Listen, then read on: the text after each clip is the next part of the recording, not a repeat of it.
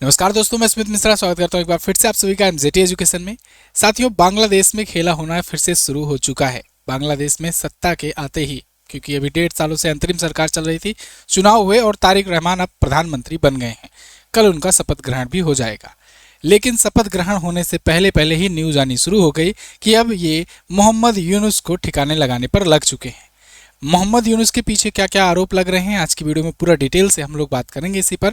आप ये आर्टिकल देख पाओगे, बांग्लादेश सुधारने को आए यूनुस, दोनों हाथों से ये माल भरने लगे जेब में। साल भर में 1.61 करोड़ की संपत्ति इनकी बढ़ गई। और इतनी ही नहीं, इनकी ही नहीं, इनकी पत्नी की भी संपत्ति बढ़ी है और रिश्तेदारों की भी बढ़ी है, जो कि होना लाजमी था। ये सिर्फ एक न्यूज़ आर्टिकल नहीं, इंडिया के सभी न्यूज़ चैनल्स अब न्यूज़ आर्टिकल्स इस बात को लिख रहे हैं कि अब यहाँ पर एक आयोग बैठाने की सुगबुगाहट तेज हो गई है। जो जांच कमेटी होगी, जो ये चेक करेगी कि मोहम्मद यूनुस ने जो संपत्ति अर्जित की है पिछले 1.5 सालों में, जो इनकी संपत्ति में 11% से ज़्यादा का मुनाफा हुआ है, बढ़ोतरी हुई है सिर्फ और सिर्फ 1 साल में, वो भी 11% थोड़ा मोड़ा नहीं, 1.61 करोड़ लिखित संपत्ति में ज़्यादा, वो भी निजी वाली पर्सनल संपत्ति में। अभी और भी बहुत सारे लोगों को इन्होंने फायदा भी पहुंचाए हैं। आरोप यहाँ तक लग रहे हैं, ये सिर्फ अपना ही फायदा नहीं कर रहे थे, ये अपने साथ साथ अपने सभी मंत्रालय के मंत्रियों का भी फायदा कर रहे थे, उनकी भी जेबी भरने पर लगे थे। आरोप यहाँ तक भी लग रहे हैं कि इन्होंने 21 मंत्री टोटल गठित किए थे, उनमें से 18 मंत्रियों की संपत्तियों में भारी इजाफा देखने को मिला है पिछले 1 साल में सिर्फ। मतलब ये अंतरिम गवर्नमेंट बनाई गई थी इसलिए कि जिससे बांग्लादेश में शांतिपूर्वक अगला चुनाव किया जा सके, जिससे लोकतंत्र के थ्रू चुन करके नया पीएम आ सके। लेकिन इस दौरान इन्होंने किया क्या? इस दौरान इन्होंने बहुत सारी डील करी, बहुत सारी डीलें पाकिस्तान से, बहुत सारी चाइना से, बहुत सारी अमेरिका से, और इन डीलों की वजह से इन्होंने भारी भरकम मुनाफा उठाया है। अब इसी पर जांच कमेटी बैठेगी, क्योंकि बांग्लादेश में अब बांग्लादेश के क्राउन प्रिंस आ चुके हैं।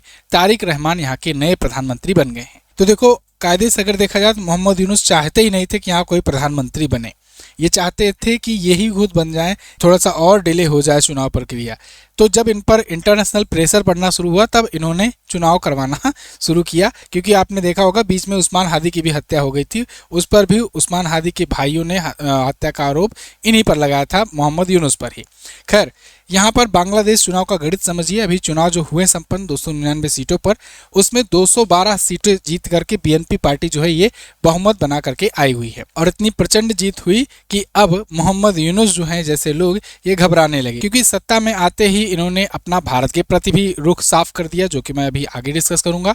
इसके अलावा मोहम्मद यूनुस के प्रति भी रुख इन्होंने साफ कर दिया कि यहाँ की संपत्तियों में जो इजाफा देखने को मिला है ना, इनकी संपत्ति में देखिए 11% का, इनकी पर्सनल प्रॉपर्टीज जो है वो 12.5 करोड़ तक बढ़ गई हैं।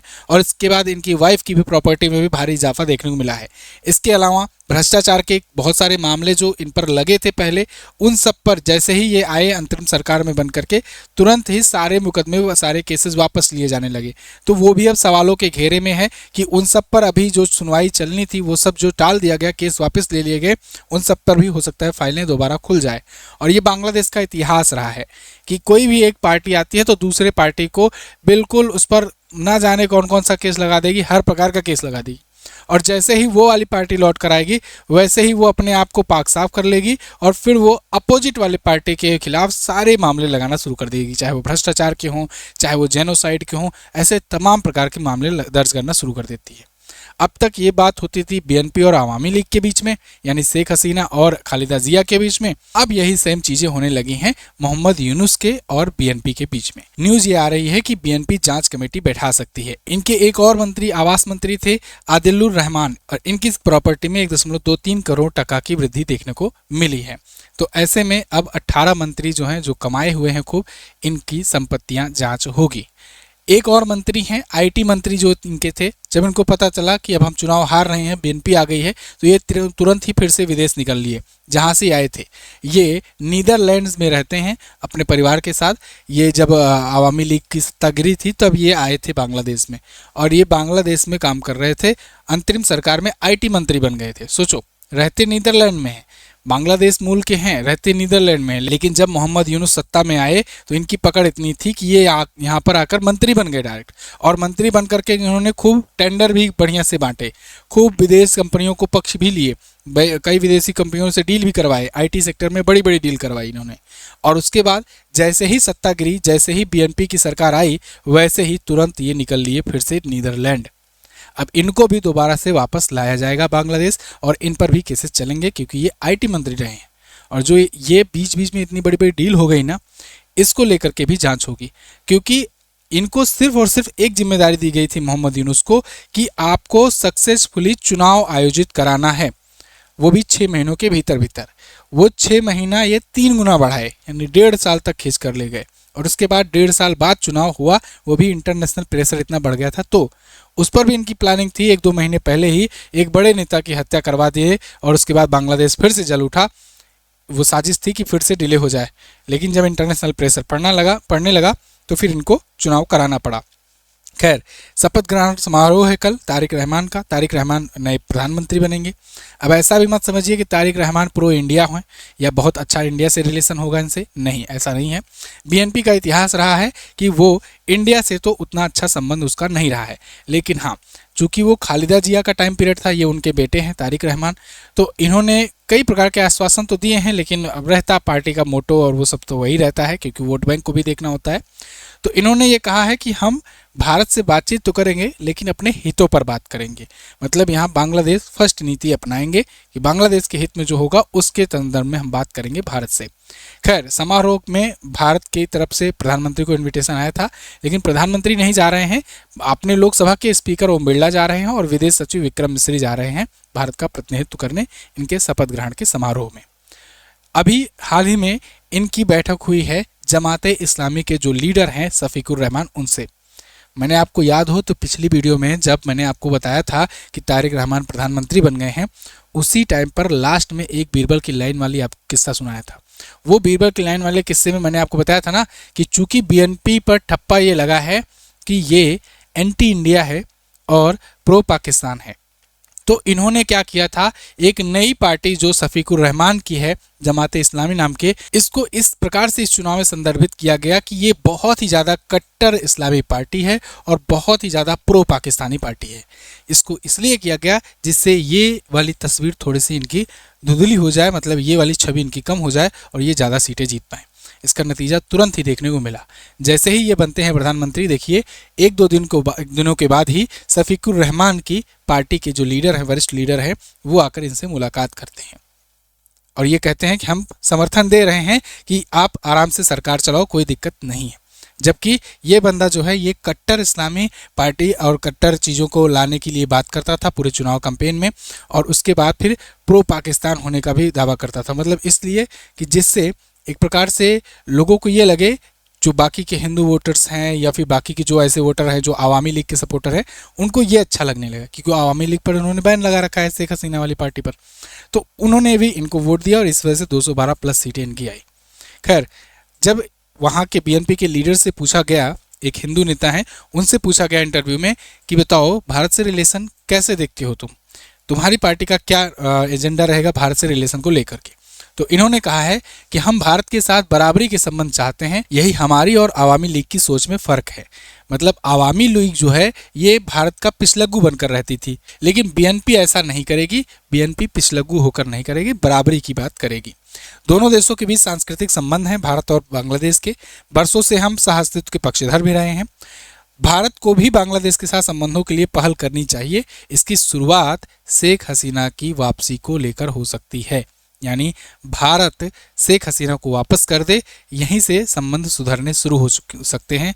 जीतते ही इन्होंने अपना रुख दिखाना शुरू कर दिया है। बांग्लादेश के नए पीएम तारिक रहमान बेहतर संबंधों के पक्षधर हैं और ये चाहते हैं भारत से अच्छा संबंध हो, लेकिन शुरुआत तब होगी जब शेख हसीना को लौटाओगे तब। शेख हसीना आपको पता होगा जब वहाँ से भागी थी तो अभी भी भारत की शरण में वो हैं और भारत की सिक्योरिटी और सेफ्टी में है। इसी बीच चाइना के और पाकिस्तान के जो दूतावास हैं उसमें हलचल बहुत तेज़ी से बढ़ गई है, क्योंकि उन्होंने जो अपना प्यांदा खड़ा किया था एक प्रकार से, जो जमाते इस्लामी था, तो बहुत ज़्यादा प्रो पाकिस्तान वो था। तो ये लोग सेट कर रहे थे कि अगर ये ना आ पाए बीएनपी तो ये आ जाए कम से कम।